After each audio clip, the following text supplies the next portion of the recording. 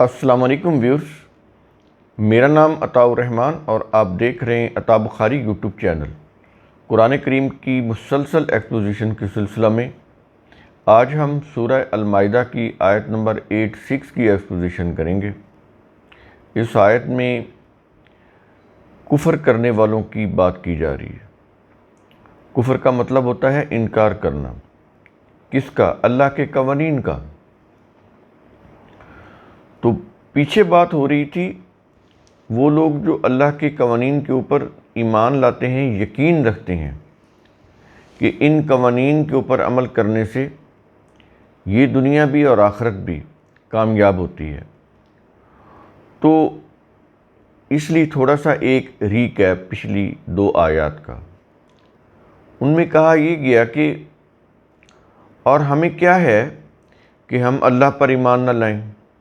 اب یہ ایک مائنڈ سیٹ کی بات ہو رہی ہے، جو اللہ کے اوپر ایمان رکھنے والے ہیں ان کی مائنڈ سیٹ کی بات ہو رہی ہے کہ اور ہمیں کیا ہے کہ ہم اللہ پر ایمان نہ لائیں، اور جو ہمارے پاس حق سے آیا اس پر ایمان نہ لائیں، اور ہم طمع یعنی توقع رکھتے ہیں یہ کہ ہمارا رب ہمیں داخل کرے گا کس کے ساتھ؟ قوم صالحین کے ساتھ۔ ہم نے آپ کو بتایا کہ یہ صالحین کون ہوتے ہیں؟ جو اپنی خداداد صلاحیتوں کی نشو و نما کرتے ہیں۔ اللہ نے انسان کو بہت ساری خصوصیات دی ہیں، ہر انسان کو۔ سب سے بڑی جو نعمت ہے وہ عقل اور فکر کی ہے۔ عقل و فکر، عقلی صلاحیت جو ہے یہ بہت بڑی نعمت ہے۔ تو عقلی صلاحیت کو استعمال کرتے ہوئے، جسمانی اعضاء ہاتھ پاؤں سے کام لیتے ہوئے محنت کرنا، کوشش کرنا، اپنے آپ کو بہتر بنانا، اپنا جو مائنڈ ہے اس کو بہتر بنانا، اس کی نورشنگ کرنا، اچھے اخلاق اپنانا، صحیح اور غلط میں تمیز کرنا، اور جو چیز صحیح ہے، جو حق ہے، اس کی روح سے اپنی زندگی گزارنا، اپنی جو بھی صلاحیتیں ہیں اللہ نے عطا کی ہیں، وہ عقلی صلاحیتیں ہوں یا جو بھی اس کے اندر جو رجحانات ہوتے ہیں، ٹینڈنسیز ہوتی ہیں، جو ایپٹیٹیوڈ ہوتا ہے جس کے مطابق انسان کام کرتا ہے، تو یہ ساری صلاحیتیں ہیں۔ تو ان کی نشو و نما کر کے ایک اچھا انسان بننا، ایک ایسا اچھا انسان جو اللہ کے قوانین کے مطابق اپنی زندگی گزارے، جو اچھا سوچے اور اچھا کرے، تو یہ صالحین ہوتے ہیں جو ہر وقت اپنی صلاحیتوں کی نشو و نما کرتے رہتے ہیں۔ تو یہ چیز یعنی یہ جو خواہش ہے کہ قوم صالحین کے ساتھ انسان رہے، نہ کہ ان لوگوں کے ساتھ جو فاسق ہیں، تو یہ ایک تڑپ ہونی چاہیے، اور اس کے لیے انسان کو کوشش کرنی چاہیے۔ اور جب یہ چیز ہوگی تو پھر کہا گیا کہ پھر اللہ ان کو بدلہ میں دے گا، اس وجہ سے جو انہوں نے کہا، ظاہر ہے جو انہوں نے کہا وہ انہوں نے پھر کیا بھی، تو اس سے وہ بدلہ میں دے گا۔ کیا؟ ایسے باغات جن کے نیچے سے نہریں بہتی ہیں۔ یہ ایک جنتی زندگی کا نقشہ کھینچا ہے قرآن نے۔ باغات یہ ایک استعارہ ہے، کیونکہ وہاں پر رزق کی اعلیٰ اقسام ہوتی ہیں، وہاں پر ٹھنڈی چھاؤں ہوتی ہے، سکون ہوتا ہے۔ تو یہ ایک استعارہ کے طور پر کہہ رہا ہے باغات۔ تو یہ کہہ لیں کہ جنتی زندگی جس کے اندر رزق کی فراوانی ہو، امن ہو، سکون ہو، ہر ایک کی جان مال عزت آبرو محفوظ ہو، مساوات ہو، اخوت ہو، رواداری ہو۔ تو یہ ساری کیفیات جو ہیں وہ جنتی زندگی کی ہیں۔ یہ خصوصیات جتنی بھی قرآن بیان کرتا ہے اس کے لیے پھر استعارہ لاتا ہے، جیسے جنت، باغ، جنات، باغات، یہ استعارہ ہے۔ یہ جنت انسان نے خود بنانی ہے اپنے عمل سے۔ تو یہ نہیں کہ وہ بنی بنائی جنت ہے تو اس میں جا کے وہ بیٹھ جائے گا، ایسا نہیں ہے۔ اس کے لیے تو اس کو خود محنت کرنی پڑے گی، کوشش کرنی پڑے گی۔ تو یہ جو پھر جنت ہے، ایک تو اس دنیا کی جنت ہے، پھر اس دنیا کے بعد جو حتمی فیصلہ ہوگا قیامت کو، اس کے بعد جو زندگی ہوگی وہ پرماننٹ زندگی ہوگی۔ تو ایسے جو لوگ ہوں گے وہ ہمیشہ کی زندگی میں رہنے والے ہوں گے، ہمیشہ کی جو جنتی زندگی اس میں رہنے والے ہوں گے۔ اور کہا یہ گیا کہ یہ جو جنتی زندگی ہے ان کے حسن و توازن سے کام کرنے کی وجہ سے ان کو جزا کے طور پر دی جائے گی۔ یہ ان کے حسن و توازن سے کام کرنے کی جزا ہے۔ تو یہ جزا بھی قرآن ساتھ بتاتا ہے، ریزن بھی بتاتا ہے کہ جنتی زندگی کیوں ملے گی، کیسے ملے گی۔ اب ہم آتے ہیں آج کی آیت کی طرف، سورہ المائدہ آیت نمبر 86۔ کہا یہ جا رہا ہے والذین کفروا، اور جن لوگوں نے انکار کیا، کس سے؟ اللہ کے قوانین کی صداقت سے۔ پیچھے اہل ایمان کی بات ہو رہی تھی، اب کفر کرنے والوں کی بات ہو رہی ہے کہ وہ لوگ جنہوں نے اللہ کی قوانین کی صداقت سے انکار کیا۔ تو یہ جو کفر ہے یہ وہ مذہبی ٹرم نہیں ہے جو انہوں نے اس لفظ کو لے کے بنائی ہے، وہ تو ہر فرقے کو ماننے والوں کو وہ مومن کہتے ہیں اور اس فرقے کو نہ ماننے والے کو کافر بولتے ہیں۔ جو بھی ان کی فرقے کے خلاف ہو وہ ان کو کافر بولتے ہیں۔ تو یہ وہ چیز نہیں ہے، اس کو غلط معنی پہنائے گئے یہ لفظ کو۔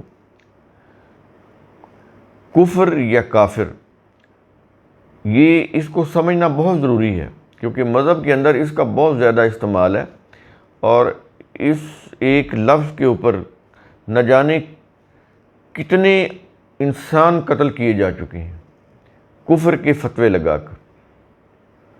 اگر آج آپ یہ جو ہلاکو یا چنگیز خان ہیں ان کی تاریخ پڑھیں تو اتنے لوگ انہوں نے قتل نہیں کیے جتنے مذہبی پیشواؤں نے یہ کفر کے فتوے لگا کر قتل کرائے۔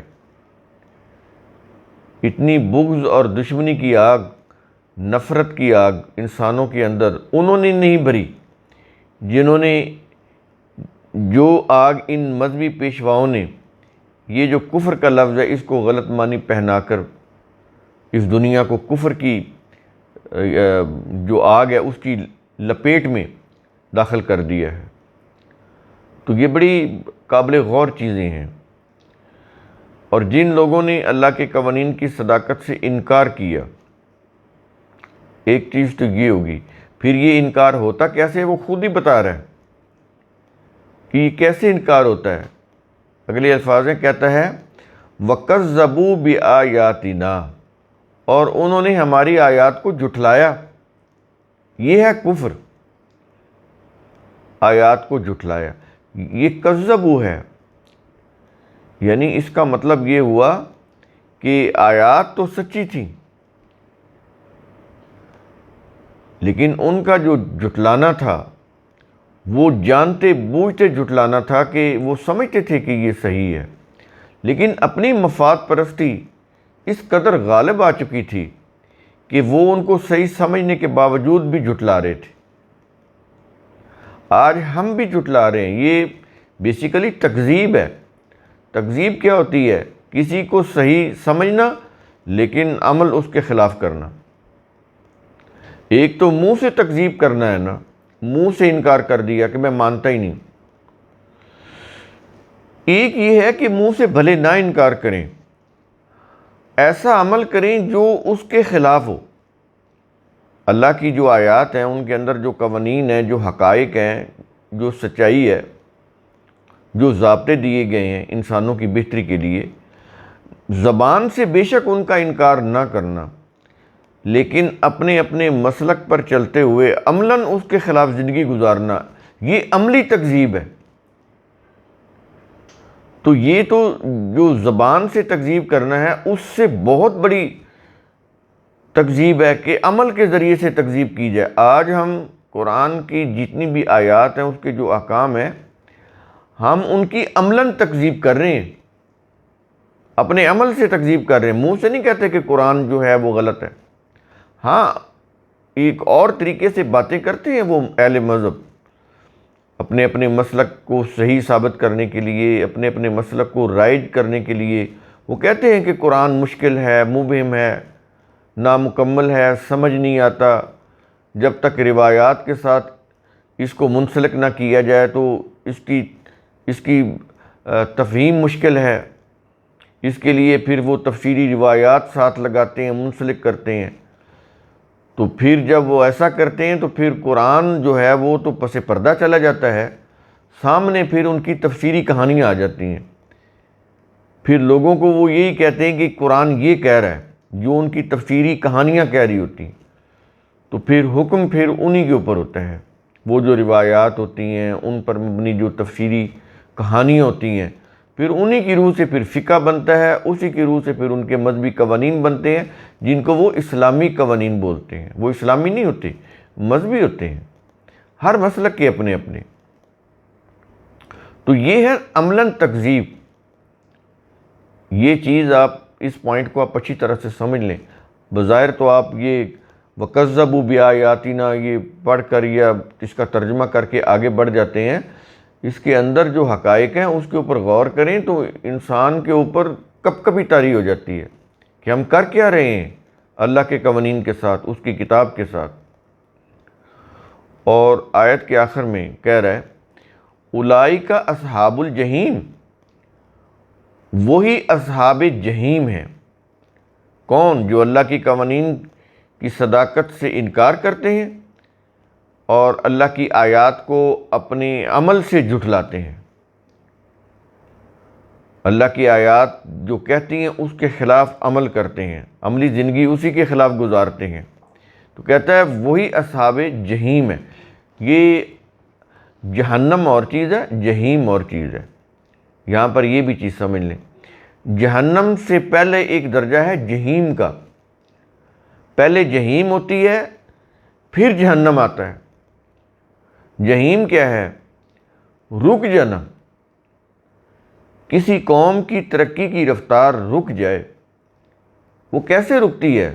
ظاہر ہے جب وہ قوم اللہ کے قوانین کے تابع نہ رہے، رول آف لا کے تابع نہ رہے، ڈسپلن کی پابندی نہ کرے، اللہ کے قوانین اور ضابطوں کی پابندی جب کوئی قوم نہیں کرتی، مسلسل انکار کی روش کے اوپر مصر رہتی ہے، سرکشی اختیار کیے رکھتی ہے، تو وہ پھر قوم کیا ہوتی ہے؟ جہیم، مقام جہیم پر پہنچ جاتی ہے۔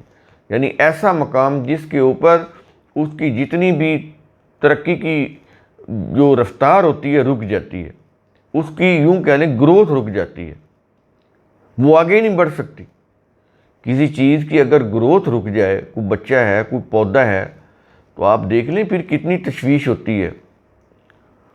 گروتھ رک جانا یہ تو موت ہے، تو اس کی گروتھ رک جاتی ہے۔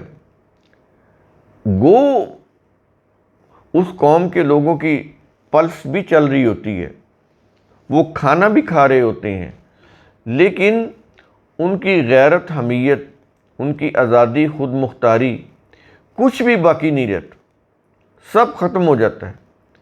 حتیٰ کہ وہ اپنے فیصلے بھی آزادی سے نہیں کر سکتے، ان کے فیصلے بھی پھر دوسری اقوام کرتی ہیں۔ وہ اپنا بجٹ تک نہیں بنا سکتے، وہ بھی دوسری اقوام بناتی ہیں۔ وہ اپنے ملک، قوم و ملک کی کوئی پالیسی نہیں بنا سکتے، حتیٰ کہ اپنی چیزوں کی خود ہی، اگر کوئی فار ایگزامپل بجلی پیدا کر رہے ہیں تو اس بجلی کا ریٹ بھی خود متعین نہیں کر سکتے۔ وہ بھی پھر جو آئی ایم ایف کہے گی اس کے کہنے کے اوپر انہوں نے وہ اپنی چیزوں کے ریٹ مقرر کرنے ہوتے ہیں۔ یہ ہوتی ہے اصحاب جہیم قوم، اور اس کی دنیا میں مثال، سب سے بڑی مثال یہ ہم قوم، ہم پاکستانی، ہم اصحاب جہیم ہیں۔ ہماری ترقی کی، ہماری گروتھ یہ جتنی بھی ہے یہ رک چکی ہے، ایک جگہ کے اوپر آ کر ہم رک چکے ہیں، ہم آگے ہی نہیں بڑھ رہے۔ تو جب کوئی قوم آگے نہ بڑھے، ایک جگہ پہ رک جائے، تو یہ اس قوم کی موت ہوتی ہے۔ قرآن جو ہے وہ زندہ قوم اور مردہ قوم، یہ قرآن کی یہ جو اصطلاح ہے بڑی جامع اصطلاح ہے۔ تو ہم اب زندہ قوم نہیں رہے، مردہ قوم بن چکے ہیں، اصحاب جحیم۔ اگر وہ قوم کوشش کرے تو اس حالت سے نکل سکتی ہے، یہ جو جحیم کی حالت ہے۔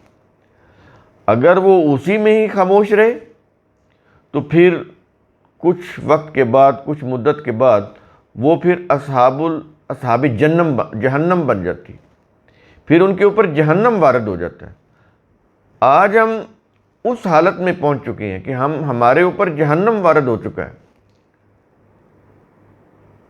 کہ ہم جہاں بھی دیکھتے ہیں ہمارے ارد گرد جہنم ہی جہنم ہے۔ قرآن کہتا ہے نا کہ وَبُرِّزَتِ الْجَحِیمُ لِمَن یَرَیٰ، جہاں بھی دیکھتے ہیں جہنم نظر آتا ہے۔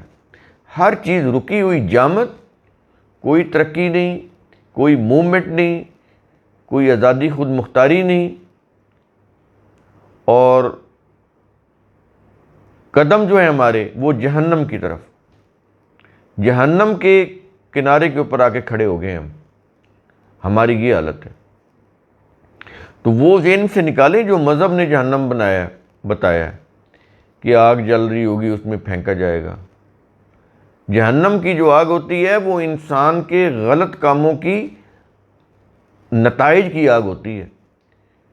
جو قوم یا جو افراد غلط کام کرتے ہیں وہ اپنے ہی غلط کاموں کی تباہی کی جو آگ ہوتی ہے اس میں وہ جلتے ہیں، اس دنیا میں بھی، آخرت میں بھی۔ اس دنیا میں تو وہ نکل بھی سکتے ہیں کوشش کر کے، کیونکہ ان کے پاس مہلت کا وقت ہوتا ہے، لیکن آخرت میں جب حتمی فیصلہ ہو جائے گا تو پھر ان کو مستقل جہنم میں ڈال دیا جائے گا۔ تو قرآن کریم کا اصول ثم تتفکروا، اس کی روح سے آپ خود بھی سوچا کریں، سمجھا کریں، غور و فکر کیا کریں۔ شکریہ۔